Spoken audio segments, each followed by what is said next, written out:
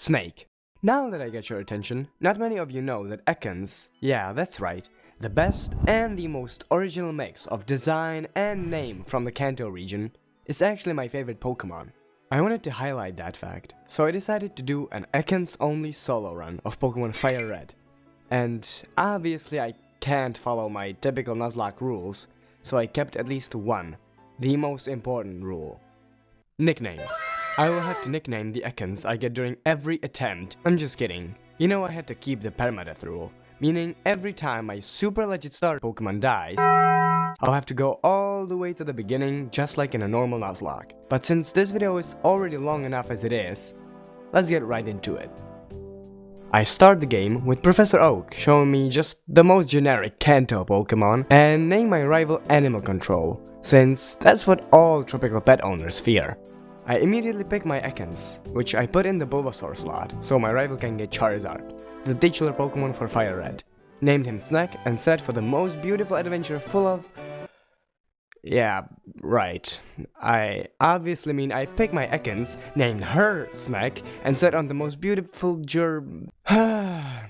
Surely third time is the charm, right? And would you look at that, it actually was! Then I finally venture out, where Snack gets trapped and killed by a Pidgey. A Pidgey! Anyway, I was ready to go back into this Skyzo Ironmon-esque run, but nope, another Ekans just pulled through, so I immediately went Eevee grinding, since I did not feel like losing another snake to a small, frail bird. After decimating all Mankeys and Rattatas in that area, Snack was ready to take on Animal Control once again. And to be fair, he just swept the floor with him. Then I went through Viridian Forest, no issues there. But I was really scared of Brock because of the type disadvantage, so I trained on Mankeys a bit more until I reached level 20, which got Ekans to learn Glare. But it also got him so insanely overleveled against the incapable gym leader that I regretted my decision immediately, while Snake just swept floor with the opposing Rock Snake. We made it through the next route, still insanely overleveled, and once I got to Mount Moon, I found a Moonstone. I know, how shocking, and gave it to Ekans so he would feel better, and apparently it worked, since not even 5 minutes later, we were out of that cave with the iconic, yet useless, Helix fossil. Right after my arrival to Cerulean City, I asserted dominance against Animal Control once again, even through a pretty rough close call with Burn. Snack once again stood victorious with just 1 HP, and that made me reminisce about the lab. God, I hope I won't see that place for a long time. I was out for blood, so I went to see Misty as well. After Staryu tried to tease against his bloodlust with Recover, he just grid her next turn and Starmie came out. Her Water Pulse can do some damage, so I was glad I had Glare. I could just out-heal the Starmie until it finally stayed fully paralyzed one turn.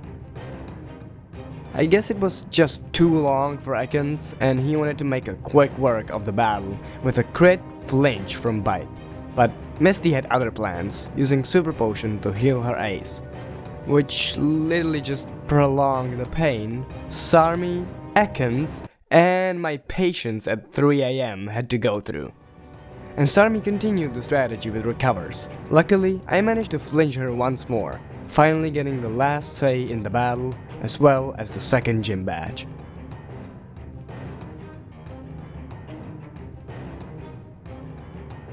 All was going well, right? Well, it was time to change that. I met with Animal Control again, aboard the SSN, and I could feel I was not the only trainer out for blood this time. His Pidgeotto is not even worth mentioning, since his physical moves can't do anything to me. Then his Kadabra came out, and with a 200 IQ play, disabled my Bite. I also completely forgot it had Synchronize, as most Psychic Glass Cannons do. I know juggling with healing while in crit range is a very unprofessional strategy, but hey, I was desperate, okay? After wasting even my last Super Potion, the evil spoon-wielding maniac finally stayed paralyzed. And even despite an accuracy drop, confusion, and self-inflicted paralysis, Ekans managed to hit Bite. Sadly, it wasn't enough, so I opted for another one, hurting my only Pokemon in the process. But 2 out of 3 ratio is something even a champion's Pokemon wouldn't be ashamed. There were still 2 mighty beasts left in my rival's team though, and both of them were really terrifying. Ekans thankfully snapped out of confusion and dodged a Hyper Fang, making him one of the luckiest Pokemon I have ever used. When Charmeleon came out, the accuracy drop from earlier started to take effect. And even despite Charmeleon getting paralyzed multiple turns,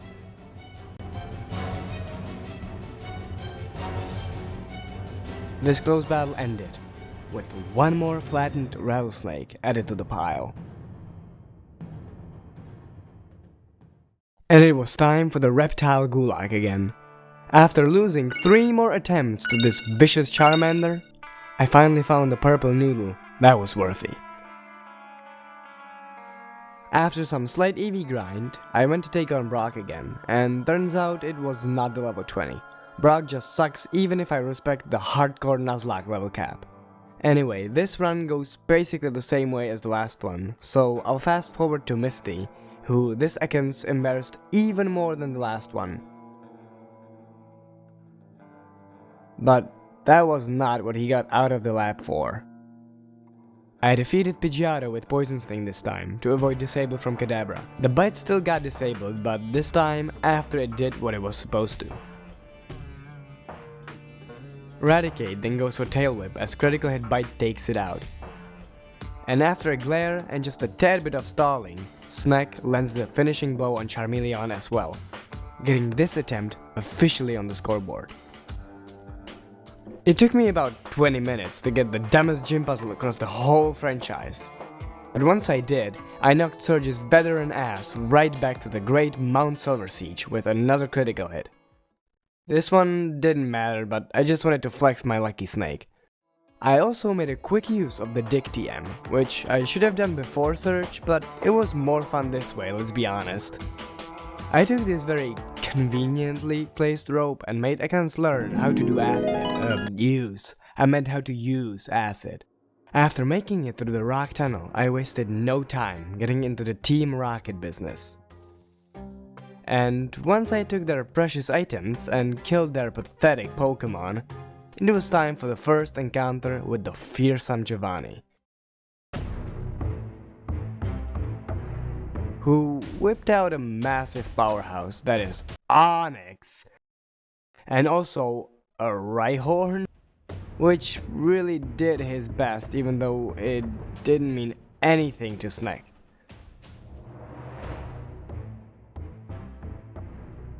All jokes aside though, the Kangaskhan was kind of scary with the combination of Mega Punch and Tail Whip. Thankfully, Ekans' paralyzing glare, along with the newly acquired Dick TM, made this monster way easier to deal with.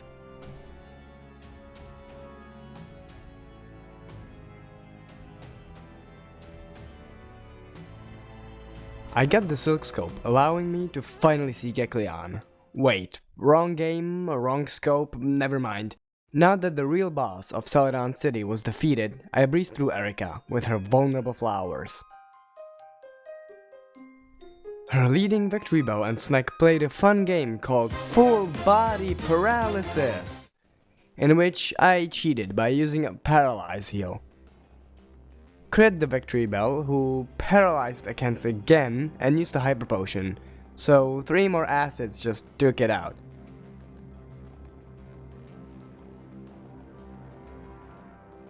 Tangela came out and just barely lived an acid hit, so Snack just finished her off with Bite.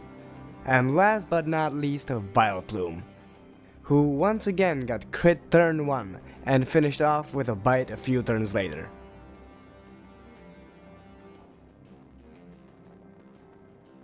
I went straight to bully Animal Control a bit more, because let's face it, he deserves it. This time around, he found a Gyarados, making these fights even more risky with Thrash.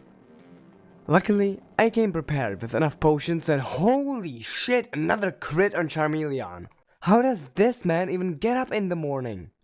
Then I just walked directly to the ghostly Marowak and I did her justice by reuniting her with her son. in hell!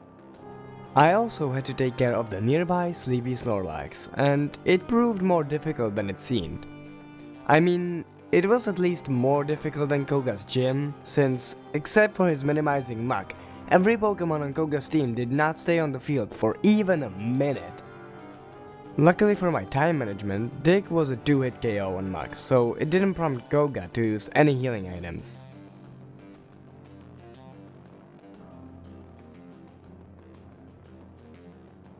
And he used it on a second and super useless coughing.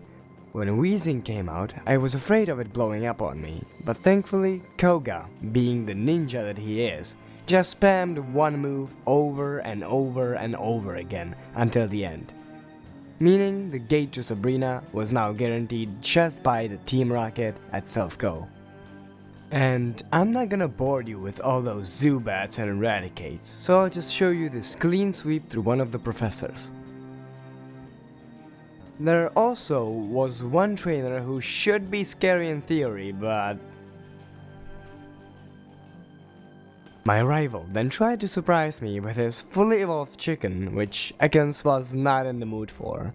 So after a single glare and some X items set up, he made a quick work of Pidgeot, and almost one-shot the incoming execute, which paralyzed him in return and crit him with confusion right after. So even though I cannot answer the age-old question, what was the first, the chicken or the egg, at least I definitely know which one is stronger in a Pokemon battle. After a few X beats, I was faster than the Alakazam and flinched it for a clean 2-hit kill. Gyarados mostly used Dragon Rage, so that was not an issue either. It just took longer to take down. And even though things became heated once Charizard came out and I was in crit range the whole time, all went according to plan, as the foolish animal control just clicked Scary Face or Smokescreen over and over again. And even though I did miss a few times, Acid eventually connected, winning me another sweaty fight. Then I just outsmarted a few Cubones, Drowsies, and a Marowak to earn me another encounter with the real boss of this game. The Giovanni fight is on the easier side this time, since Giovanni opens with Nidorino, who just uses Poison Sting with no damage potential to my Ekans. His Kangaskhan then comes out next. After getting paralyzed, he decides to go for Rage, which crits almost immediately, getting me another close call with ending of this run. Rhyhorn then does some decent damage with Rock Blast, but ultimately gets killed by a crit bite, making Giovanni's Nidoqueen come out next. I glare it again, and then dig as he goes for double kick. After that, Ekans just scrapes what's left of her with Bite, winning us another boss battle, meaning it was time to stack up on items for the scariest battle yet. Now, we all know that Sabrina's Alakazam can pose trouble, even to regular Nuzlocke teams. Oh no! No, hot dog! So close. Not So hot dog! close. So my little purple rattlesnake is slowly falling into the endangered category. After making it through her abysmal gym puzzle, I finally locked eyes with Sabrina. Her first Pokemon is Kadabra, and in order to set up, I have to paralyze her, activating Synchronize again. But after seeing the insane amount of damage a non-crit Psybeam does, I'm sure I should have just killed her. Then she goes for Future Sight and stays paralyzed the turn after. A few healing turns later, I take her out with yet another crit that didn't matter. Mr. Mime comes out and I paralyze it as well. And then Ekans lands another crit, one-shotting Mr. Mime even through his barrier setup. Then the most threatening Psychic comes out. I hoped Ekans can just kill it as well to get it over with, but it lived on a sliver. And flinched! Meaning after Sabrina wasted a Hyper Potion, Ekans made a quick work of the biggest threat on her team. Venomoth got his status condition healed and then fell to 2 bites, earning me by far the scariest gym badge yet.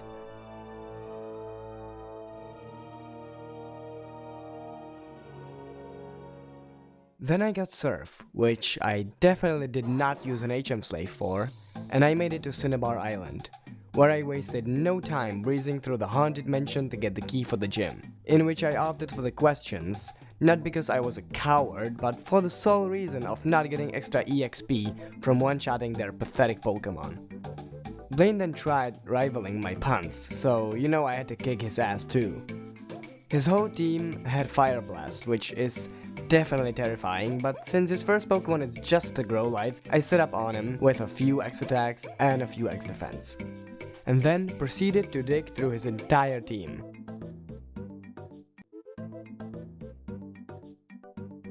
Arcanine lived a hit though and fired a Fire Blast that didn't miss, which Ekans thankfully took well.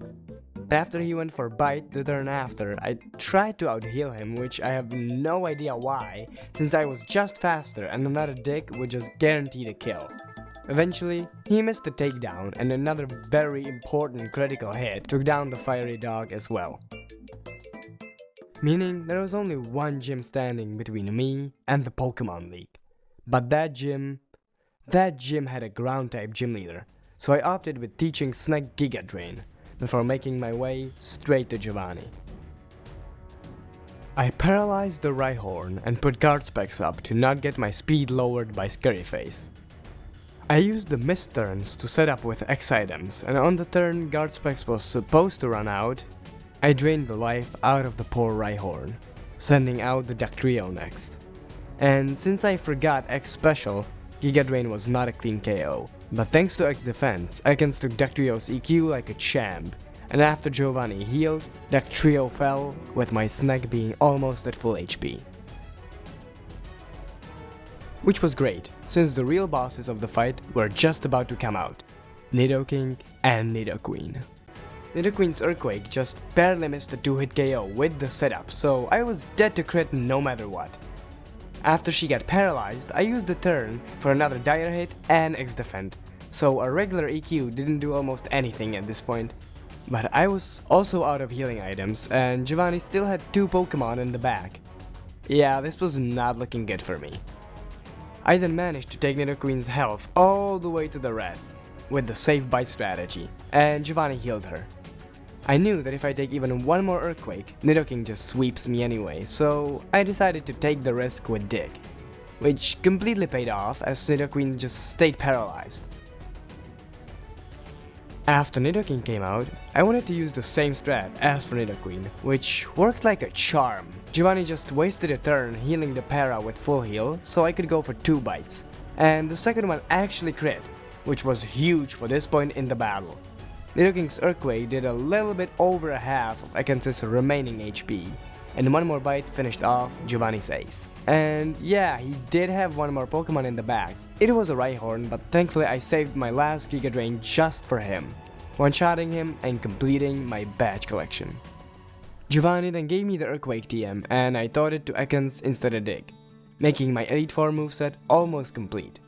But for the last TM, I had to deal with another sleeping Snorlax. This one posed way less trouble to my Snake on steroids. After making it through Route 12, I got Return and immediately returned to Route 22 to Animal Control, whose Pidgeot is just perfect to set up on.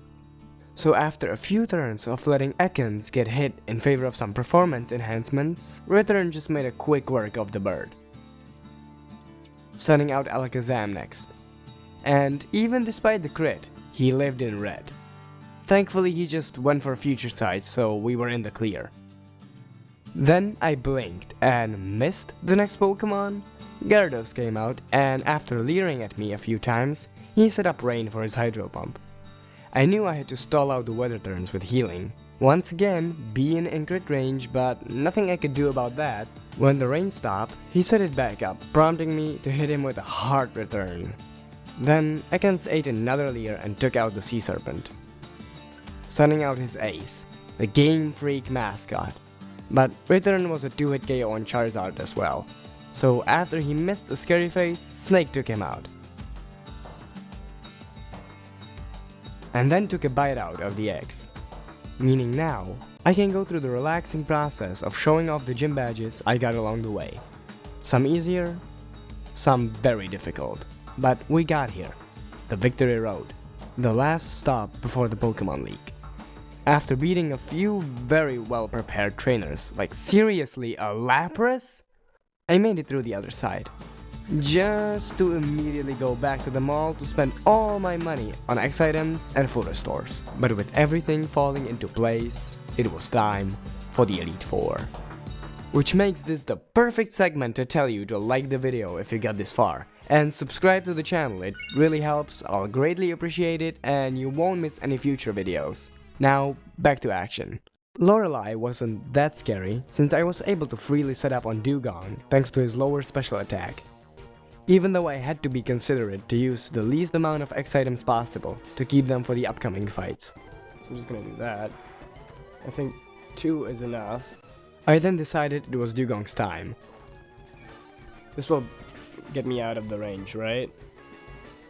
That's a crit. Oh shit, let's go. We're in this. Cloyster came out to meet the same fate, except for the crit. Yep. Slowbro came out, and I tried to go for the big brain strat. Use Bite for the flinch chance first. But I cannot get lucky every time, right? Anyway, Slowbro goes for Amnesia, getting me another free kill. Okay. Lapras, thanks to his bulk, is hardly even a 3-shot from Giga Drain. And after I use a full heal on the Confusion, he fires an Ice Beam for nearly half of Ekans' HP. It's fine. After another Giga Drain leaves it right outside of red HP, I hope for Lorelei to heal, so I use another full heal. But she opts for a crit surf instead. Interesting. Holy sh... oh, okay, that was a crit. So I just finish off Lapras, betting the last Pokemon on Lorelei's team. Jinx. And we all know what this Jinx tends to do to snake-like Pokemon. What did I say, Brayden? What did I say? Fuck! Okay, I promise I'll stop with the content stealing now. After landing a critical hit Ice Punch, I heal back to full and bring Jinx to yellow HP with Bite. I then full restore to get my HP and Vitality back as Jinx tries to attract my snake.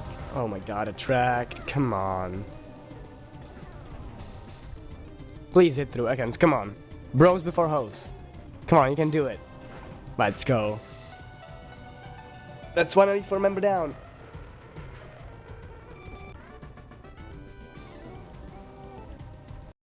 And I went straight to Bruno, who I'm not gonna really talk about. His Onyxes, because those are the only ones that can really like pose a threat to me. And Hitmonlee with Mega Kick, but I feel like Hitmonchan should come out first and I can set up on that.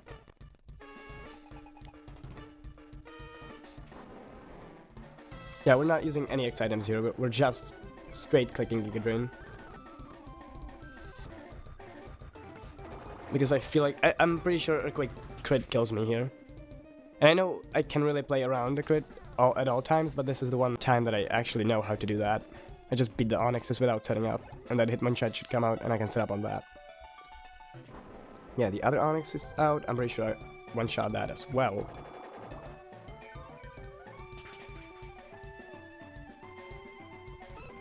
And this time we're actually gonna save special attack X items because we're gonna use normal attack and defense. Okay, so first of all, I think defense is better to not waste as much healing. Yeah, it's just gonna go for that. Okay, cool. That's not gonna do that much. I'm not sure if it did 30 something or 20 something, so I'm just to be sure, I'm gonna heal. It's incredibly fine. I'm gonna use another X attack. Then I'm gonna use X speed. To get back to, like, not being affected.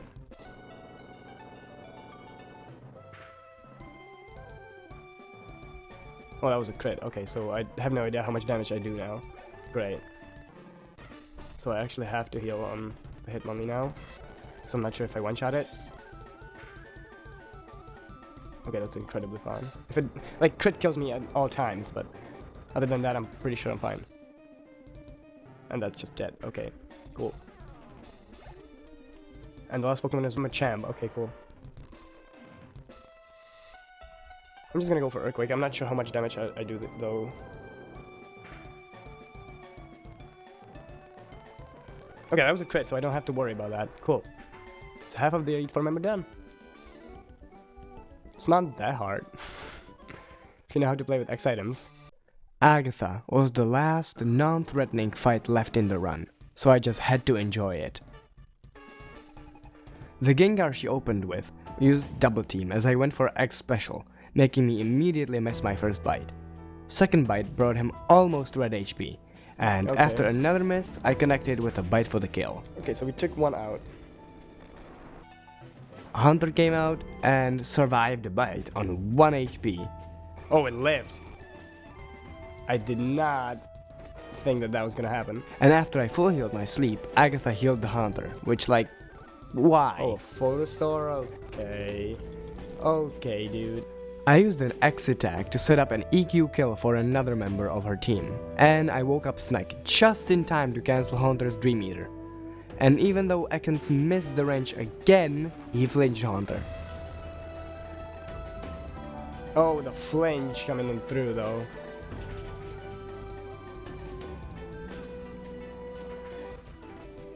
Another Gengar, the stronger one. Okay. The stronger Gengar was out next, immediately missing Hypnosis, so I was able to take him slightly below half, and his Citrus Berry put him back to green. Then we played a little with Hypnosis and full heal / full restores, and once it started to kinda bore me, I just used an X speed to outspeed Gengar next turn. Yeah, I think I'm done with these like dumb games from you, my guy. Then healed my status condition and HP back to full, and one more bite See ya. finished off Agatha's ace. Level 71 incoming. Let's go. Golbat came out and lived a return, after which Agatha just healed him, so I healed Snake as well, and after another non-important crit, I got rid of Golbat as well. Crit, but I'm sure that crit didn't even matter. The only thing left was this weird purple Pokemon that kind of looked similar to Ekans. Maybe that was why Snake showed mercy and let him live on 1 HP once again. But after the opposing Pokemon retaliated with Iron Tail, Ekans finished him off with a bite. Okay, that's Agatha. Now the games are over. Now it's just Lance and the champion, and I'm kind of terrified of that.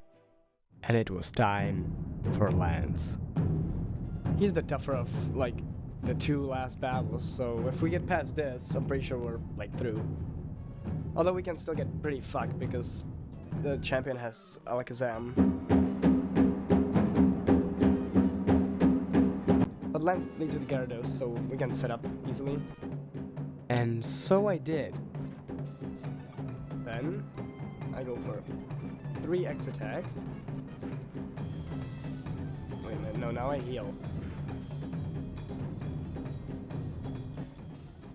I need to keep 3 X attacks for the champion, so I can do this.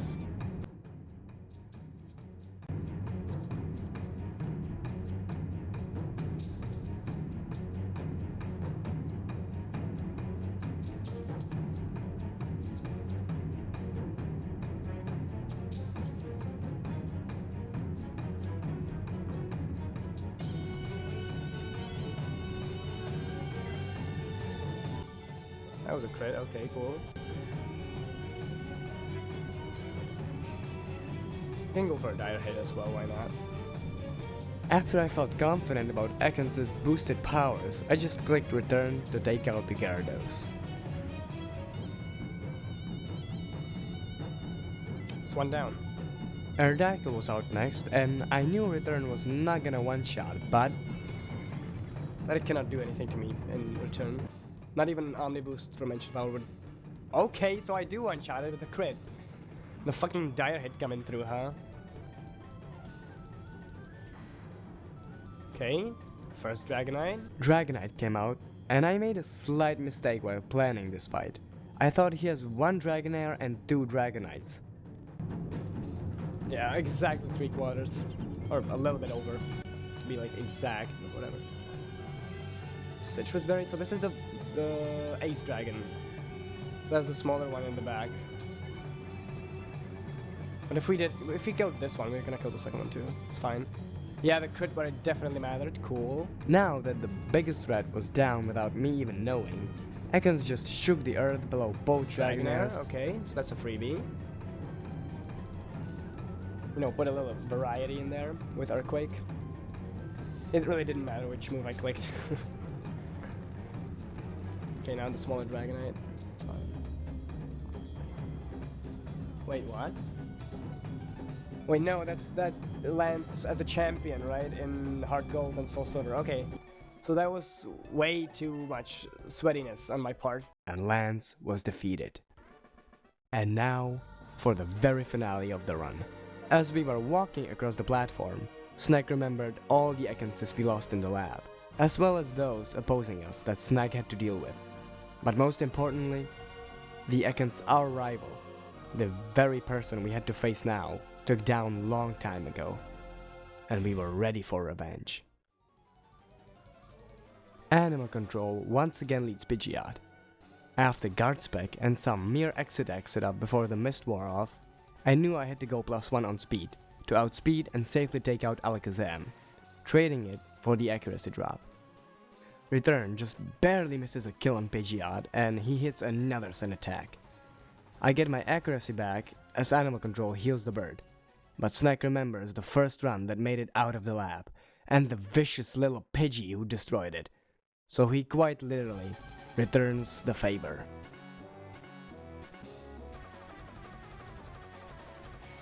Alakazam was out just as a small cameo before Snag returned him to Earth. Okay, that's the biggest threat left. I used the Executor to get back to my natural accuracy, and since I was not dead to crit Egg Bomb, I decided to go +6 special attack, cause why not? After I didn't need the Palm Tree anymore, I went with Return. I didn't go Bite because it went Light Screen a few turns before, but that didn't kill either, prompting Animal Control to waste another full restore, breaking the Light Screen, meaning Bite could just chop Executor down, with another crit that wasn't necessary. Rhydon gets sent underground faster than he appeared with a single Giga Drain. Gyarados decided to thrash around, which actually started to get a bit sweaty, until he got 2 self-hits in a row, getting him to yellow. I clicked Return, expecting the full restore, which is exactly what happened, getting Gyarados immediately back to yellow. From then, it was just one more bite. Now, Snag came face to face with the last Pokemon on Animal Control's team, the golden child of the Pokemon franchise himself, Charizard. None of my moves could one-shot that thing, so I opted for the least dangerous strategy, clicking Bite first for the flinch chance, which I didn't get and Charizard fired a Fire Blast right back, which also wasn't quite enough to one-shot, enabling Snag to return Charizard back to ashes with one last critical hit. Whew, that was kinda tense, I'm not gonna lie. Okay, that's it. With that, Ekans proved himself as the superior Kanto Pokemon, and freed himself from the shackles of Animal Control. And that's the entire story I have for you today. So now my job is done, and I'll see you next time.